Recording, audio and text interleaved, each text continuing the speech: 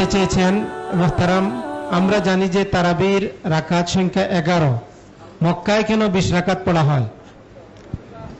তারাবির রাকাত সংখ্যা 8, 3, 11 এই কথাই চূড়ান্ত।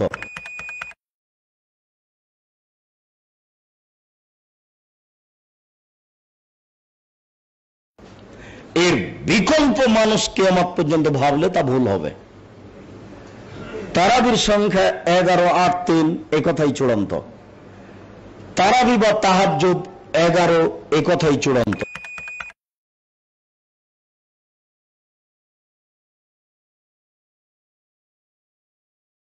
এর বিকল্প কোনো পথ নেই। 20 রাকাতের হাদিসটি জাল।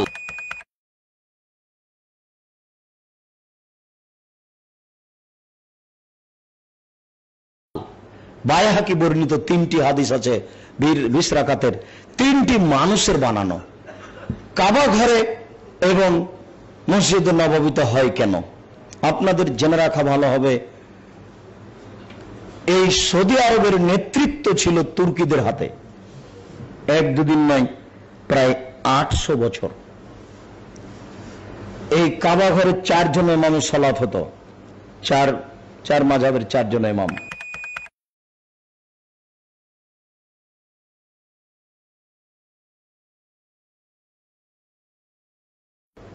আল্লাহর রহমত সেগুলো তুলে দেওয়া হয়েছে, কিন্তু এই মসজিদ দুটি আর রাসূলের এই কবর পাকা করা আছে, উপরে গম্বুজ আছে, এগুলো এখনো তুর্কিদের দখলে। তার মানে এগুলো বন্ধ করতে গেলে তাদের পক্ষ থেকে একটা আক্রমণ আসবে, হামলা আসবে। এই কারণে সরকার এই বিষয় নিয়ে মাথা ঘামাচ্ছে না।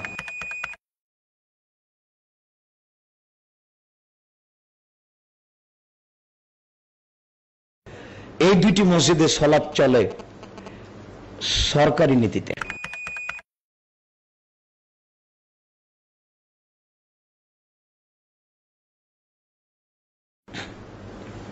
তারপরে তারা একটা কৌশল করেছে, 10 রাকাত পড়ার পরে ইমাম একজন চলে যায়।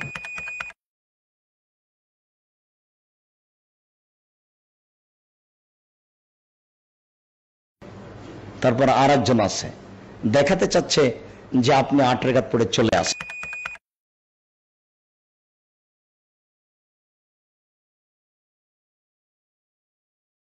সৌদি আরবের আর কোন মসজিদে 20 রাকাত তারাবি হয় না, মাত্র এই দুটি মসজিদে।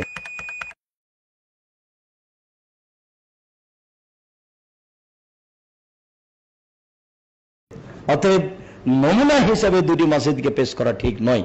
আর আমরা যারা কোরআন এবং সহিহ হাদিস মেনে চলতে চাই, আমরা কাবা ঘর দলিল নয়, আমাদের কোন ব্যক্তিও আমাদের দলিল নয়।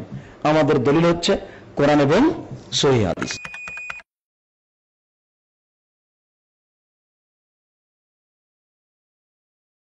মক্কায় হাত তুলে দোয়া করলেন না কেন?